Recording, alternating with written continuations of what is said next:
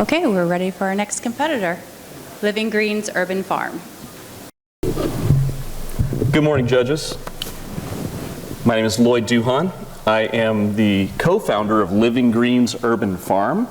Living Greens Urban Farm is a sustainable, vertical, hydroponic urban farm in Cape Coral, Florida. We have a big mission. Our mission is to combat food insecurity by creating food sovereignty. Now, what we have done, we started this mission in 2020 during the pandemic. My wife Melanie and I, we watched as food was being just tilled right back into the soil. Farmers were not able to get their crops to market.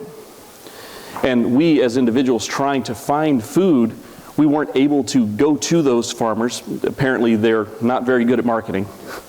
It wasn't something they were comfortable with. So this change in paradigm caused a real problem, and so food was getting wasted. We weren't able to fulfill that part of our family's needs. We had staple crops. We had things in our pantry. We live in Florida, so we had hurricane supplies. But fresh produce, no. It was really hard to find. And so we decided we needed to do something about it for ourselves, for our family.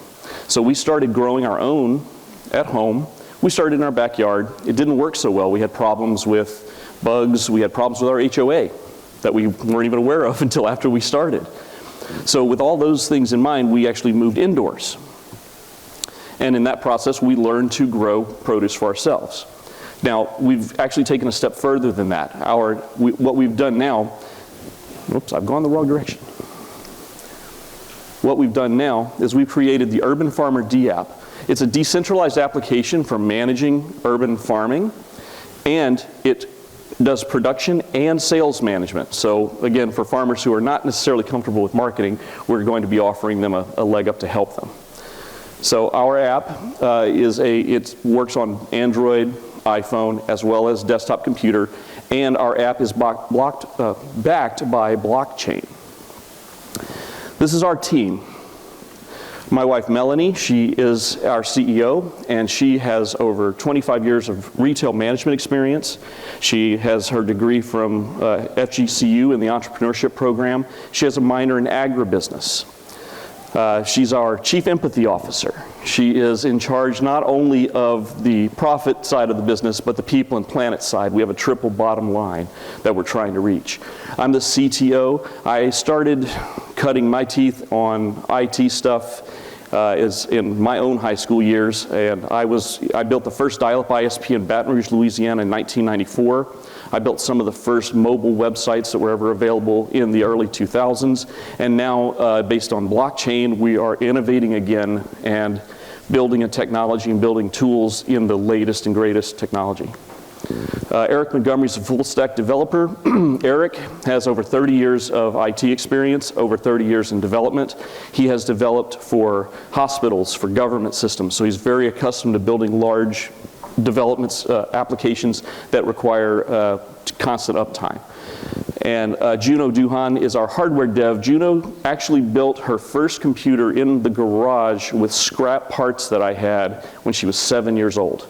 So she is just incredible with hardware, and she's now got 12 years of experience, and she has certifications from everywhere. She's got Adobe and Cisco and numbers of different certifications, and she's handling all of our hardware dev. Paul Spada is an additional full stack dev that we brought on recently. Paul has also over 30 years of development experience, a lot of it in the financial industry. And Paul is a certified permaculturist, so he's really got just like me, he's got that knack for wanting to grow and wanting to build those things that are related to produce and food. Tess Dowling is our sales manager. She's leading up our sales program. She's got over 30 years of retail sales experience, and she's leading up our sales program. Tyler Norman is our farm manager, and Tyler is fantastic. This young man has just taken off, and he has taken control of managing the farm's day-to-day operations, which is just a godsend for us to be building the application. Mason, his brother, is is our farm technician. Mason is currently enrolled for a botany degree. He's doing environmental and science studies and a botany degree, so he's very much on that side, on the science side of things for us. And then our last two staff members, somebody's got to clean the trays, so Brady and Amelia, they're our sanitation engineers. Hi, Amelia.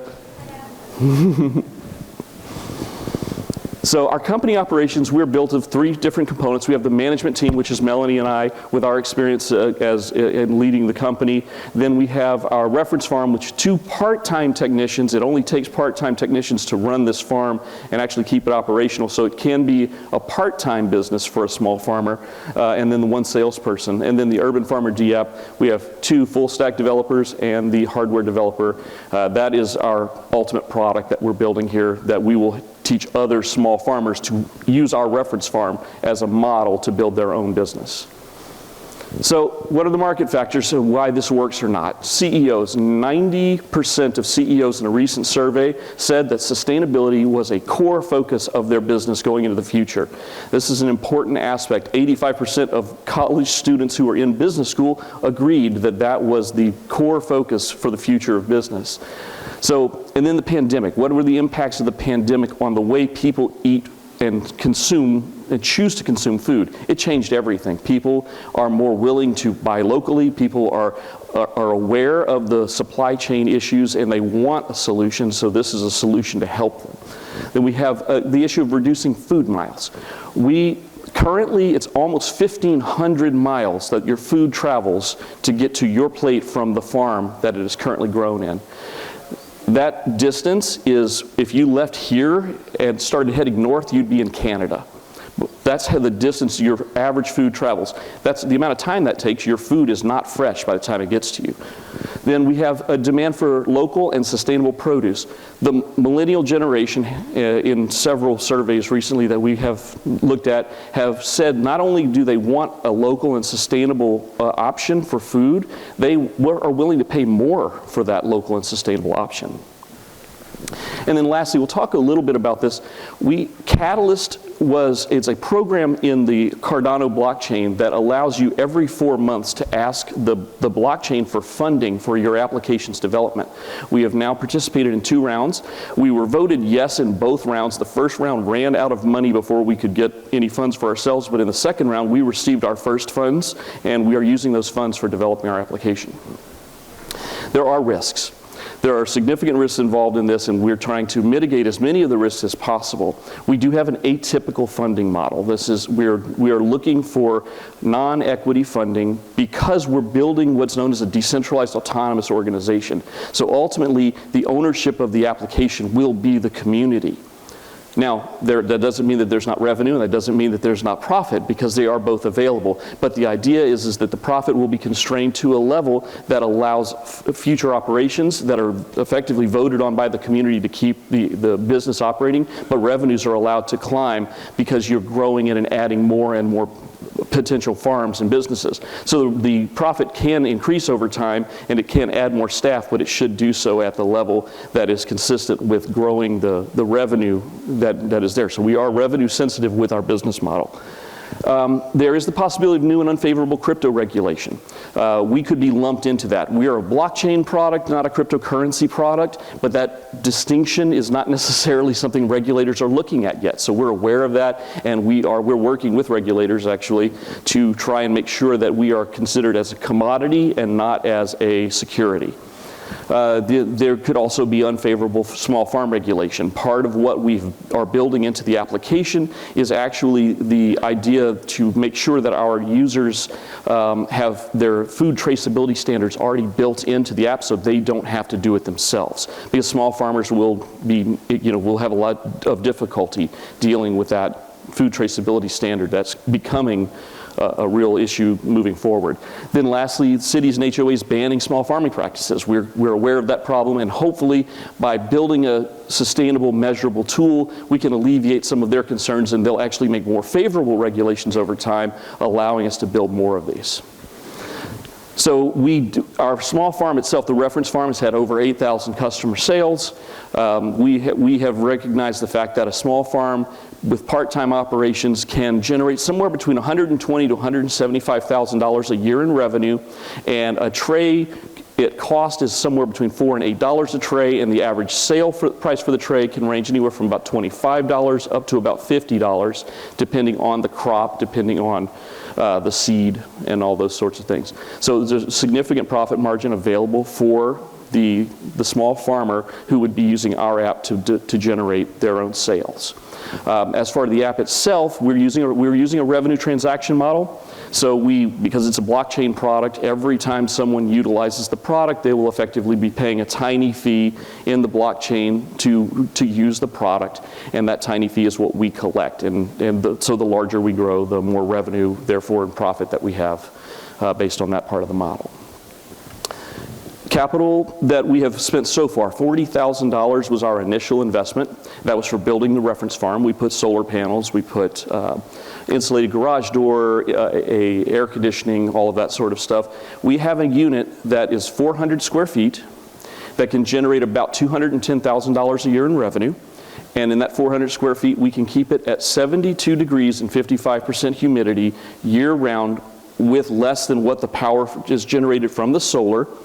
And that model is easily replicatable, and the consumer is, our farmers will be able to use our model to grow their own.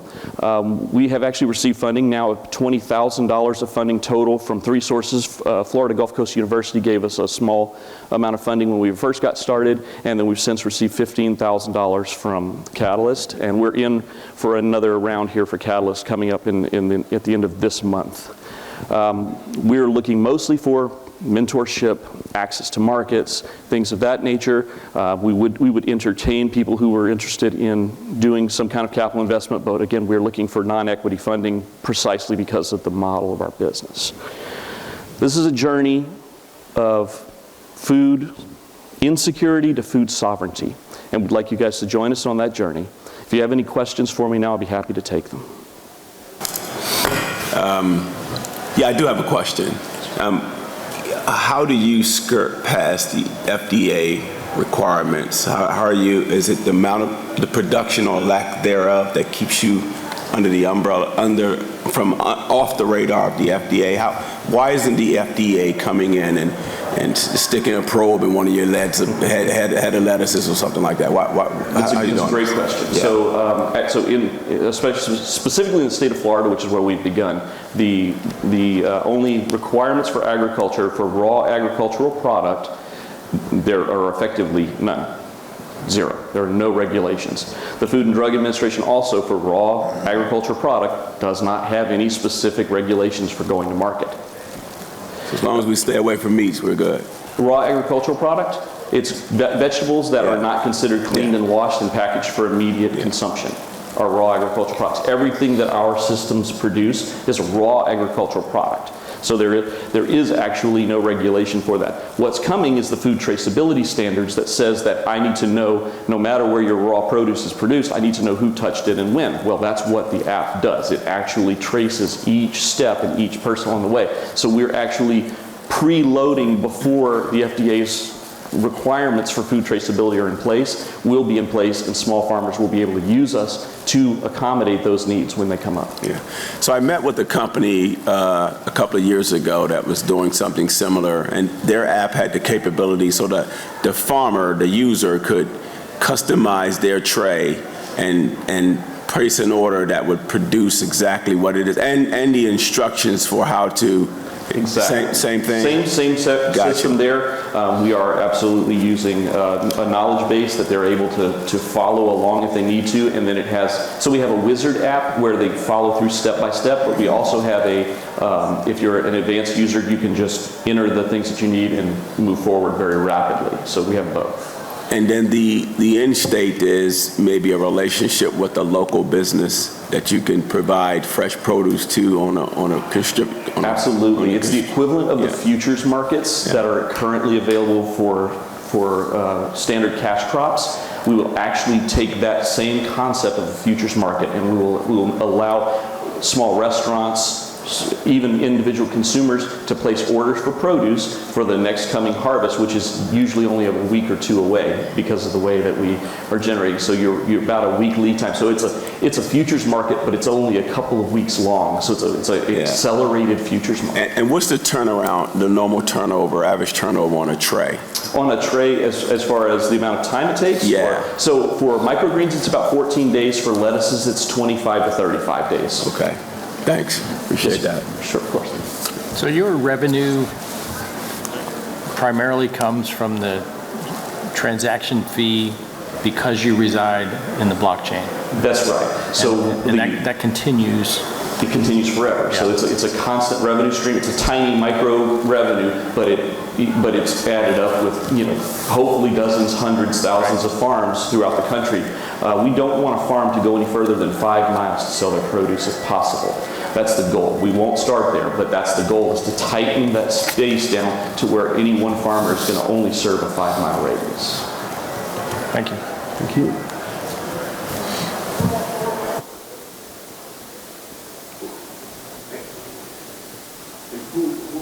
Who would you be competing with for market share in this space?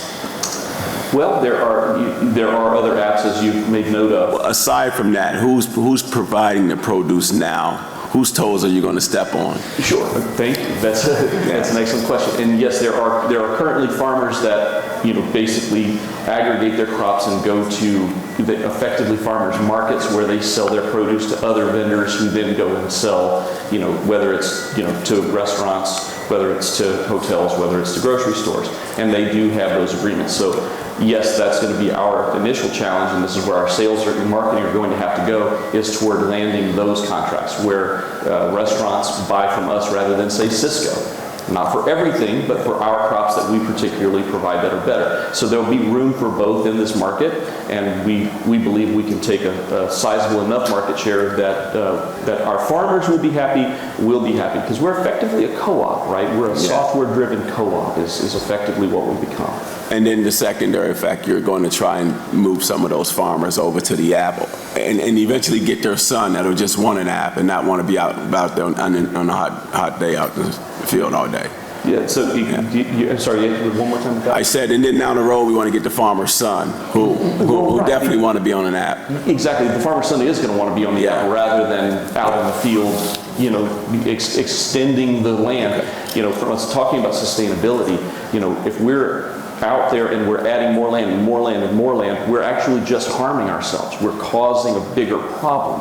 The way to solve this is to actually come closer to where we live and grow vertically, so we can allow the soil that's further away to replenish and regrow. That actually captures carbon. That sequesters carbon better than any other thing out there. So it's actually our best chance is to reduce and eliminate things like feedlots and things like crops that are being grown to manage feedlots. The more we can turn that either back to native land or at the very least to regenerative farming techniques, the better we are. So the goal is to stop taking more land further away, bring it closer, and make the land that's closer regenerative, and supporting that with our app. So, quick question. You indicated initial $40,000 investment in this. Yes. Where's the vast majority of your current?